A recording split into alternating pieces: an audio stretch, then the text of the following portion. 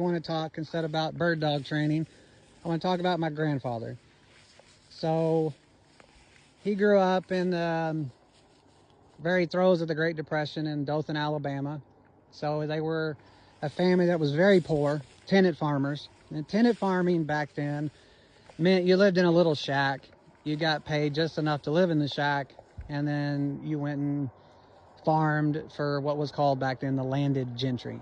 The landed gentry was a part of the old early robber baron system where we had 50 wealthy families controlled this country, and they owned all the land, so you worked for them, which meant you were in poverty. And during the Great Depression, you were in real poverty. So his 3-month-old brother dies of malnutrition, and he writes about this. And he had to, the county of Alabama provided a cheap pine box, and he had to carry his brother. And then his other brother was working for an employer, and instead of paying him, he took his brother to the banks of a river and shot him, and he died. And that case was prosecuted in Alabama, so he had to testify on behalf of his brother, and the guy was found guilty, and he had tried to appeal it later in life, and it was upheld by the Alabama courts. I think in 1949 it was upheld, somewhere in there. So he drops out in 4th grade, out of school, to get a job to feed his family. And then at 16 years old, he joins the United States military. And in his letters, he says, "I joined the military 3 days before Pearl Harbor." So he wasn't in basic training very long. So he fought all of World War, he always says, "I fought all of World War II. I think he means he was in the entire thing. And then he had to fight in Korea, and then he fought 2 tours in Vietnam for the United States Army. So he was kind of an older guy in his 2nd tour in Vietnam. He's getting a little bit older. So he received his last Purple Heart when he was 44 years old.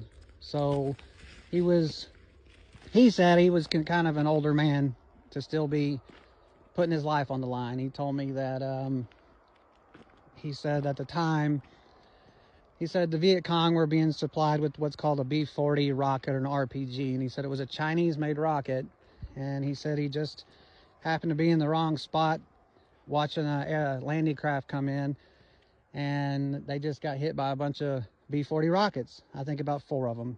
And he was in the hospital for a couple of weeks, and he was awarded medals for saving his men. I think he even saved the landing craft. And so after that, he stayed in a little bit longer. He lost a lot of his hearing, and so he eventually retired to a farm outside Dothan, Alabama. And so he was a very interesting guy to have as a grandfather.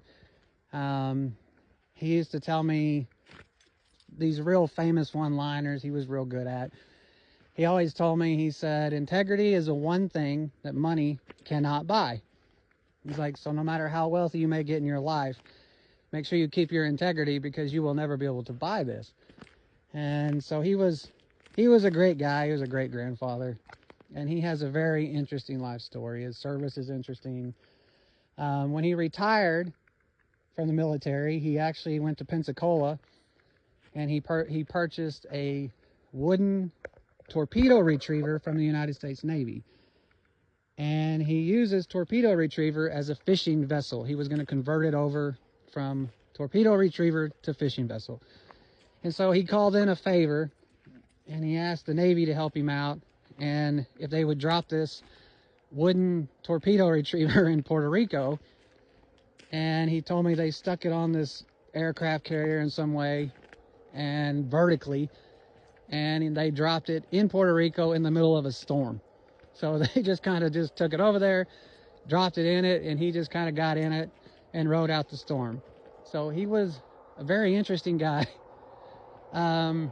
He started a business in Alabama, actually relocating military veterans when they retire or they move duty station. He would relocate like their homes or trailer houses.